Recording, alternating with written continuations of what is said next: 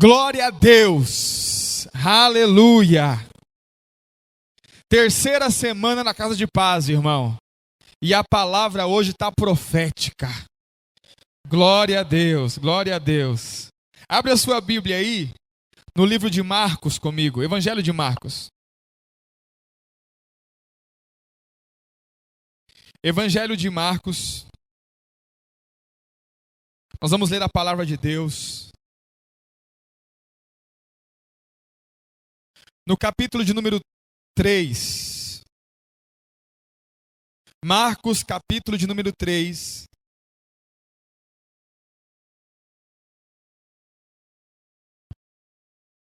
Nós vamos ler o verso de número 20 e 21. Depois do 31 ao 35. Marcos, capítulo de número 3. Verso de número 20 e 21.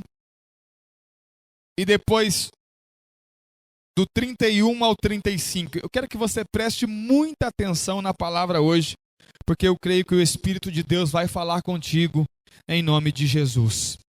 Diz assim,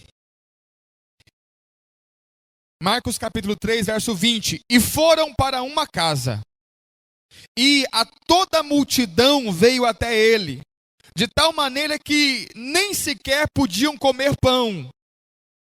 E quando os seus ouviram isto, saíram para o prender, porque diziam, está fora de si. Verso de número 31.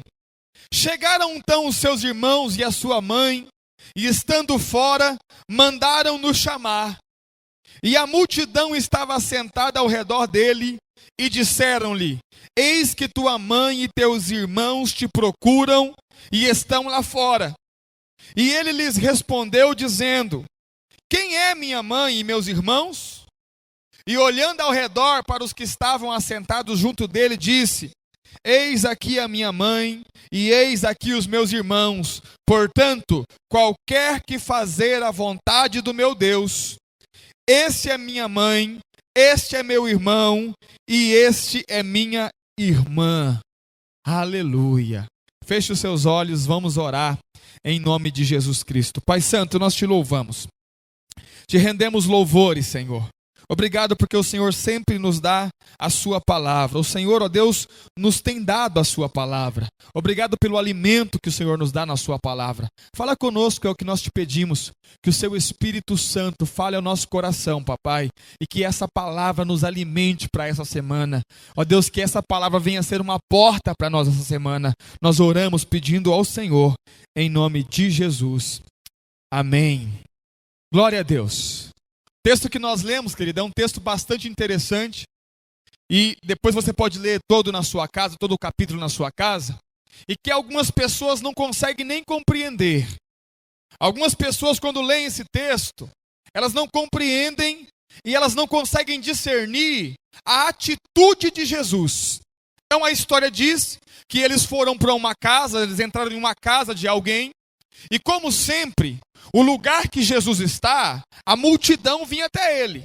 Então a multidão encheu a casa e era tanta gente que eles não podiam nem comer pão. E eu fico me perguntando, por que eles não podiam comer pão? Talvez alguém lendo vai pensar que Jesus estava fazendo como muitos aqui, Quando está lá na casa que chega aquele monte de gente, você não quer abrir o seu pacote de bis. Porque você sabe que se você abrir o seu bis, irmão, vai dar para ninguém. Eu lembro que quando eu era criança, eu tive uma infância muito pobre, muito carente. Sempre trabalhamos na roça. E de quando em quando minha mãe fazia uma graça e comprava alguma coisa. Uma caixa de bombom, um bis. De repente era aqueles iogurte de saquinho, quem já viu? Aqueles de saquinho. E eu ficava todo empolgado e eu sabia que era de quando em quando, então eu ia comendo aos pedaços. Eu comia metade de um bombom, ponhava o resto na caixa de novo, porque eu sabia que tinha que durar pro mês inteiro. Aí chegavam meus primos, aquele monte de primo, E a minha mãe falava, olha, tem bombom. Pronto, irmão, acabou a minha caixa de bombom. Foi-se embora e eu ficava com muita raiva dos meus primos. Então, mas eu creio que não. Eu creio que Jesus, Eles não puderam comer pão porque era muita gente, irmão. Preste atenção. E aonde tem muita gente, existe a possibilidade de salvação. E Jesus, olhando aquela multidão de gente, ele falou: é hoje. É hoje que eu faço a vontade do meu Pai. E ele começa a pregar, a ensinar. Qual que é o problema? É que a família de Jesus, a família natural dele, né? Os filhos de Maria, Maria e José, não compreendiam. Não entendiam por que ele agia daquele jeito. Não entendiam por que ele ficava sem comer. Por que ele não parava mais em casa. E eles falaram assim: olha, vamos lá prendê-lo. Porque ele está fora de si, ele não está na consciência dele. Porque se ele tivesse consciente, ele estaria com a família. Vamos lá prendê-lo. E o verso 21 diz que eles saíram para o prender porque acharam que ele estava fora de si. Em outras palavras, Maria, José e os irmãos e as irmãs acharam que ele estava louco. Esse cara está ficando louco, Jesus está louco, porque agora o negócio dele é só viver anunciando esse reino de Deus, não come, não dorme, não para mais em casa, está ficando louco, vamos prendê-lo. E eles saem para prendê-lo. Quando eles chegam na casa onde ele estava, irmão, a multidão estava tomando a casa.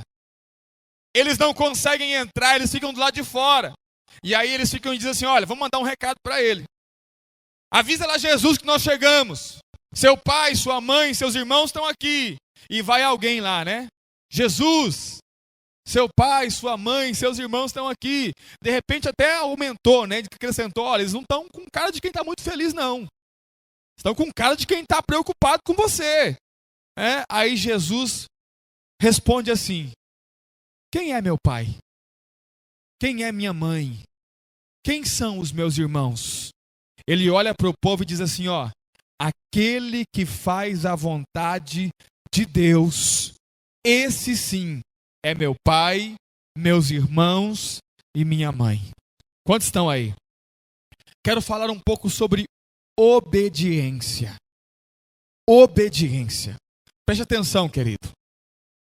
Jesus não encontrou facilidade para fazer a vontade de Deus. Se você for ler o texto, lá no Evangelho de João, no capítulo de número 7, Evangelho de João 7, no verso de número 5, não precisa ler, diz assim, ó. Tem como projetar aí, Estevão? João 7, 5. Olha como diz: pois nem os seus irmãos criam nele. Irmão, preste atenção. Os irmãos de Jesus não acreditavam nele. Você tem noção do que é isso? Você é o filho de Deus, você foi enviado à terra, deixou a glória do Pai, está aqui, e aí a própria família onde ele nasceu ali não acreditava nele. Você está maluco, Jesus? Que conversa que é essa? Que negócio que é esse de ser filho de Deus? Nós não acreditamos em você, não. Jesus não encontrou facilidade, né? Porque as pessoas pensam que a sua família o apoiavam. Sua família não o apoiava. Muito pelo contrário, a sua família era contrária ao ministério. Por quê? Porque não entendiam, achavam que ele estava louco e também não acreditavam no que ele falava. Não achou facilidade. Ele não achou apoio. O que isso quer dizer, pastor? Isso quer dizer que essa é a história de muitos de nós, querido. Que decidimos servir a Deus, decidimos obedecer a Deus, decidimos viver uma vida para Deus, e a nossa família não entende, não compreende, persegue, né? Nós somos uma igreja de muitos jovens, né? Nós temos jovens aqui que estão sofrendo muito dentro de casa. Por quê? Porque o pai não entende, a mãe não entende, os irmãos não entendem. Tem jovem aqui que já foi tocado, expulso de casa, que está tendo que morar em casa de alguém, porque a família tocou de casa. Por quê? Porque decidiu servir a Deus, decidiu obedecer a Deus. Olha para mim, preste atenção, não se engane. Todas as vezes que você decidir servir a Deus de verdade, aqueles que estão mais próximos de você não vão te apoiar, muito pelo contrário, eles vão ser contra você. Principalmente se eles não conhecerem o Deus que você conhece. Principalmente se eles não conhecerem o Deus que você serve. Eles não vão entender. E na maioria das vezes, queridos, vão ficar contra. Eu lembro quando eu me converti. Eu me converti e eu fiquei dentro da igreja durante 2 anos sem me batizar.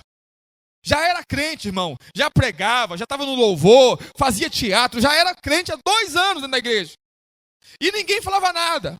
Aí um dia, um pastor falou assim: "Ô, você é batizado?" Eu falei: "Eu não." "Oxe, como você não é batizado, rapaz? Você já prega para os jovens, está no louvor, você está ficando louco, tem que batizar." E eu falei para ele assim: "Por que eu tenho que batizar?" Ele não conseguiu me explicar, mas resultado. Eu falei: "Bom, já que tem que batizar, vou batizar." E aí eu cheguei em casa todo feliz. E falei: "Mãe, 2 anos na igreja." Ficava na igreja todo o tempo da igreja. Aí disse: "Mãe, eu vou me batizar." Ela fechou a cara. "Você não vai batizar." E eu não entendo. Por quê? Eu estou na igreja. "Não, você não vai batizar." Ela correu na minha avó. Ela sabia que eu tinha uma relação muito estreita com a minha avó. Correu na minha avó e falou: "Mãe, você não sabe o que está acontecendo. Ronaldo quer batizar." E a minha avó me chamava de Reinaldo. "Mande chamar Reinaldo." Aí vai lá meus primos me chamar. Cheguei lá, ela chorando. A minha avó chorando. Se ajoelhou diante de mim chorando. E falou: "Meu filho." Ela falava assim: "Hein, meu filho, não faça isso." Eu disse: "Vó, mas eu quero servir a Deus." Quando ela viu que não tinha jeito, ela falou assim: "Ó, pois se você se batizar nessa igreja, você não é mais meu neto. Você escolhe." E eu tive que tomar uma decisão. Peguei a minha avó pelos braços, levantei ela e falei: "Vó, não dá mais para voltar atrás. Eu conheci Jesus, vó. E eu não vou voltar atrás. Eu vou me entregar completamente para Ele." Ela disse assim: "Pois então saia da minha casa." E eu larguei minha avó chorando e saí da casa. E no domingo eu desci as águas. Uma semana depois ela mandou me chamar. Hein, meu filho, perdoa a avó. Vovó ficou brava, a gente abraçou. E eu ia lá comer ela fazia uns mexidos, uns virados. Eu fui lá e foi só uma semana a raiva dela. Mas presta atenção. O que eu estou querendo dizer? Não recebi apoio, irmão. Não recebi apoio. Não recebi. Por quê? Porque as pessoas que não conhecem a Deus como nós conhecemos, as pessoas que ainda não tiveram uma revelação de Deus, as pessoas que ainda não entenderam que é importante obedecer a Deus, não vão te apoiar. E tem muitas pessoas dentro da igreja tristes, feridas, abatidas. Por quê? "Pastor, minha família não me apoia." Querido, isso é normal. Aconteceu com Jesus, aconteceu com o seu pastor e vai acontecer com você também. Não vai ser diferente. Por quê? Porque obedecer a Deus, todas as vezes que você decidir obedecer a Deus, pessoas vão se levantar contra você. Quando você decidir obedecer a Deus, sua família vai ser contra você, as pessoas que trabalham com você vão ser contra você, os amigos vão ser contra você, ninguém vai te apoiar. É interessante, nós temos jovens aqui que as mães e os pais pegavam dinheiro do bolso, do orçamento da família e davam para eles ir para a balada, para as festas, para as raves, tomar cachaça, e podia voltar a hora que quisesse. Agora o filho veio para a igreja. Não pode. Por quê? Porque a família, querido, infelizmente, até que elas conheçam o Deus que nós conhecemos, elas não vão nos apoiar. Agora preste atenção. Eu quero colocar um ponto aqui.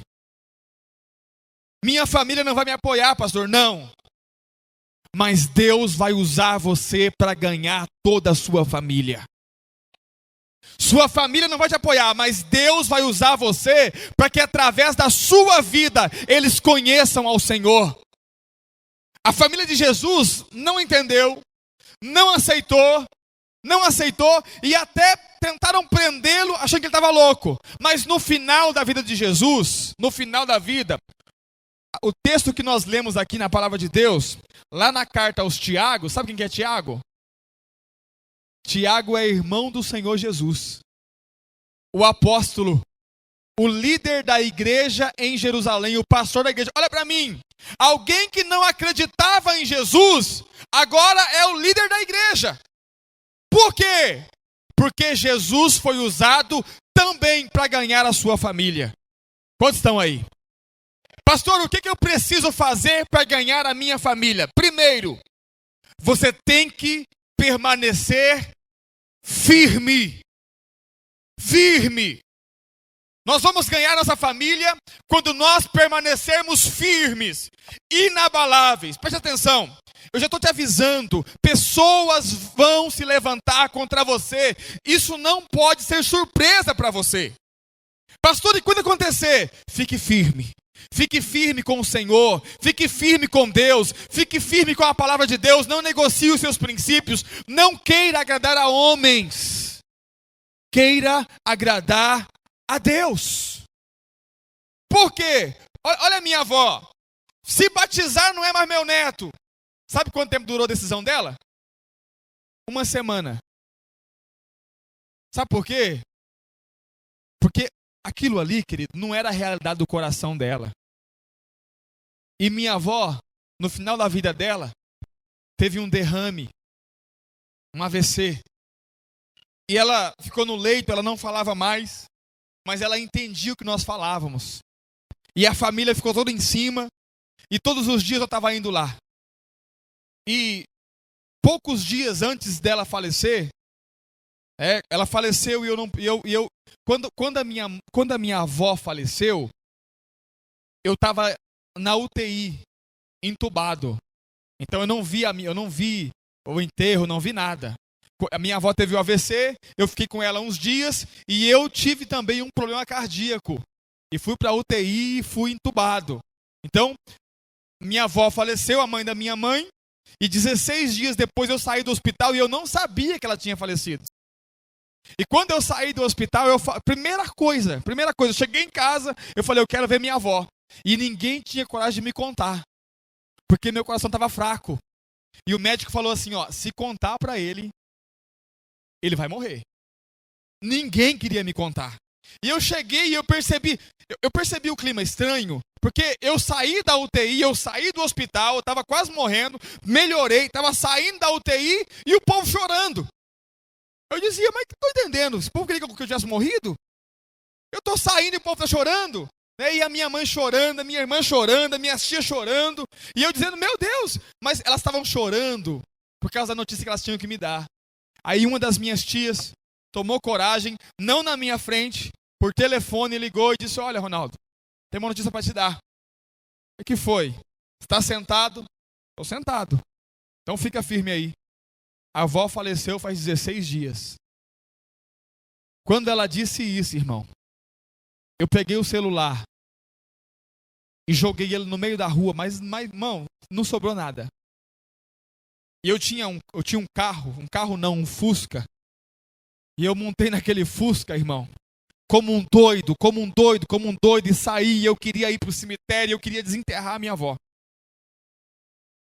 E aí, querido, presta atenção, eu me lembrei, quando ela ficou doente, que ela caiu de cama, antes de eu ser internado, teve um dia que eu cheguei para dar, porque ela não estava comendo, ela estava entubada, então eu tinha que dar um negócio pelo canudinho. E foi eu que fiquei o responsável de fazer isso. E só estava eu e ela. E eu disse para ela assim, vó, a senhora está me entendendo? A senhora está me entendendo, pisca o olho. Ela fazia assim. Vó, se a senhora está me entendendo mesmo, pisca 2 vezes o olho. Ela piscava 2 vezes.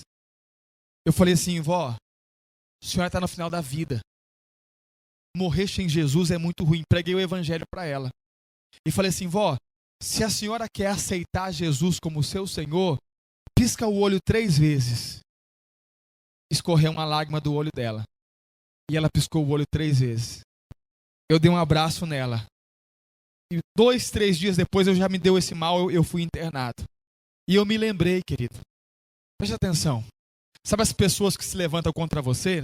Dentro da sua casa, dentro da sua empresa, no seu trabalho, na faculdade. As pessoas que não compreendem que você é um servo de Deus. Deus vai usar você para que essas pessoas sejam salvas. Pastor, o que eu preciso fazer? Ficar firme. Ficar firme com o Senhor, ficar firme com a sua decisão, ficar firme com a palavra de Deus, não negociar princípios de Deus. Quantos estão aí? Olha para o seu irmão, olha para ele e fala assim, irmão, até onde você vai por amor a Deus? O quanto você está firme em Deus? Segundo que eu quero ponderar aqui, querido, algo que Jesus falou que é muito importante. Olha só o verso de número 35, diz assim: qualquer que fizer a vontade de Deus, esse é meu irmão, minha irmã e minha mãe. Você sabe por que existe igreja? Olha para mim. Sabe por que existe igreja? Porque Deus quer ter uma grande família. Quantos estavam na conferência? Lembra da canção? Que não sei se foi não sei se foi o Tazenac que cantou ou o Davi Silva, que ele preferiu morrer minha morte a ter que viver sem mim. Sabe por quê? Deus quer uma grande família. Quantos aqui são da família de Deus? O apóstolo Pedro diz que nós somos da família de Deus. Agora, pastor, todo mundo que está aqui dentro é da família de Deus? Sim ou não? Sim ou não? Por que não? Porque só os que fazem a vontade de Deus, esses que fazem parte da família. Pastor, o que é isso? Isso é que a coisa ficou mais séria, querido. Preste atenção. Para que a sua família seja transformada por Deus, a sua família precisa ser a família de Deus. Para que a sua família seja alcançada pelo milagre, pela bênção de Deus, a sua família precisa ser a família de Deus. Pastor, e como é que a minha família vai ser a família de Deus? Quando alguém, dentro da sua casa, dentro da sua família, tiver coragem de obedecer a Deus e se tornar participante também da família de Deus. Você já percebeu que há parentes que vão se agregando a nós, mas não é porque é nosso parente direto? Por exemplo, quando eu casei, eu ganhei uma outra família. Um outro pai, uma outra mãe, um outro irmão, né? Meus sogros estavam aqui na conferência. Ganhei outra família. Só que veio alguém junto que não tinha nada a ver. Que é o esposo da minha cunhada. O que é o esposo da minha cunhada? Não é nada, irmão. Só que deixa eu dizer algo para você.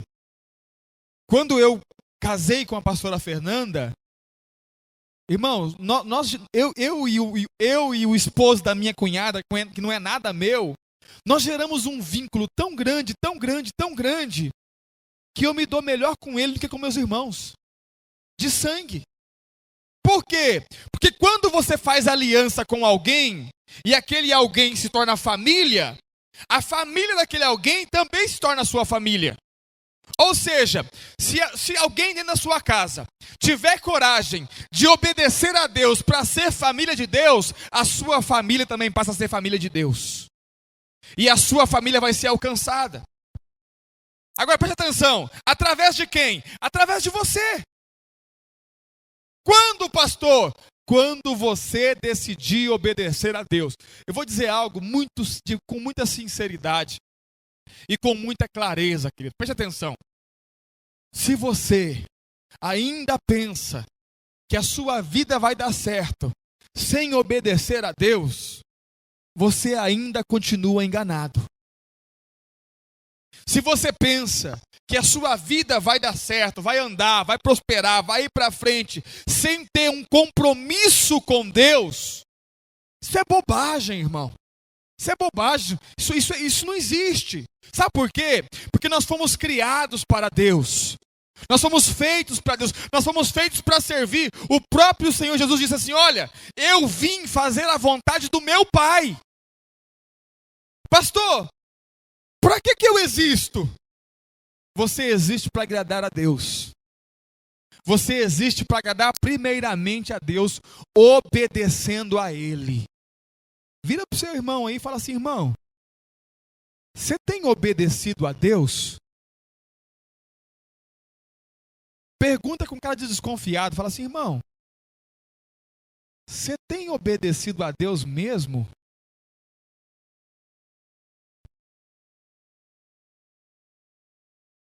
Porque se você não obedece a Deus, querido,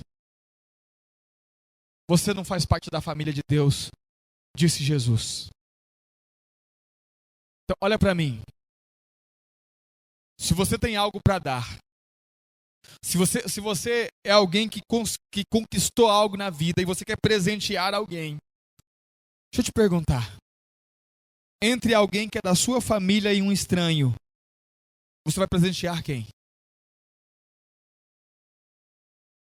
Esse silêncio aí é problema, né, irmão? Tem muita gente, né, que presentearia de um estranho. Aliás, tem muita gente que trata melhor o estranho, né, do que o de casa. Tem muito marido que trata melhor os amigos do que a esposa. Tem muita esposa que trata melhor as amigas do que o marido. Tem muitos filhos que tratam melhor os amiguinhos do que os pais.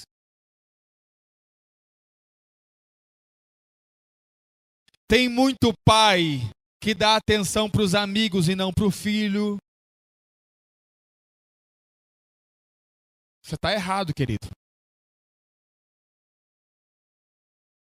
Primeiros da sua casa. Não primeiro do que Deus. Deus em primeiro lugar. Mas depois são os da nossa casa. Olha para mim. Se você trata as pessoas de fora da sua casa melhor do que você trata a sua família, você está em plena desobediência a Deus. Quantos estão aí? Pergunte para o seu irmão, que eu fiquei curioso. Fala assim: irmão, como é que está o seu relacionamento na sua casa?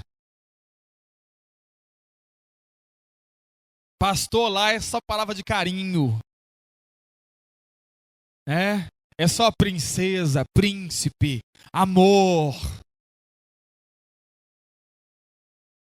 Estou acompanhando um casal de pastores, estou mentoreando uns pastores. E eu cheguei e eu achei muito estranho. Por quê? Porque eles se tratam pelo nome. Na frente das pessoas. E eu achei estranho. E quando eles não se tratam pelo nome, eles chamam um outro de irmão e irmã. E assim, e era um tom pejorativo. Fala assim: o irmão não está vendo isso não? A esposa falando pro marido: o irmão não está vendo isso não? E aí o marido fala assim: a irmã tá nervosinha, né?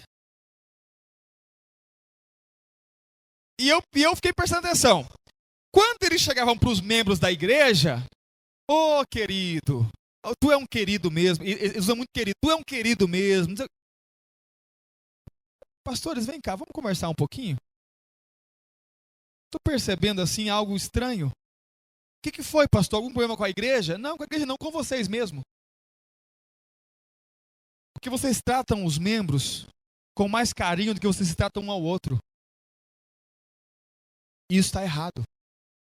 Não é que você não tem que tratar o membro com carinho, mas você tem que tratar a sua esposa com carinho. Irmã, pastora, seu marido é o primeiro a receber honra da sua parte. Como é que está na sua casa? Como é que você trata a sua família? Lá, pastor, nós falamos todos baixinhos. Tudo baixinho. Ô, meu querido, por favor, me alcance o controle remoto. Ô, minha princesa, por favor, deixa eu mudar o canal. É assim, né? Não é assim? Meu Deus.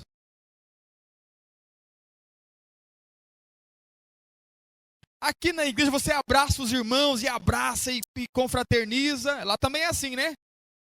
Chega do culto, abraça o pai, abraça a mãe, abraça o irmão. Oh, glória a Deus, você é uma bênção. É assim que faz. Para ser família de Deus, tem que obedecer a Ele. Quantos estão aí? Fala para o seu irmão, fala assim, irmão, para você ser família de Deus, você precisa obedecer a Ele. E em terceiro lugar, querido,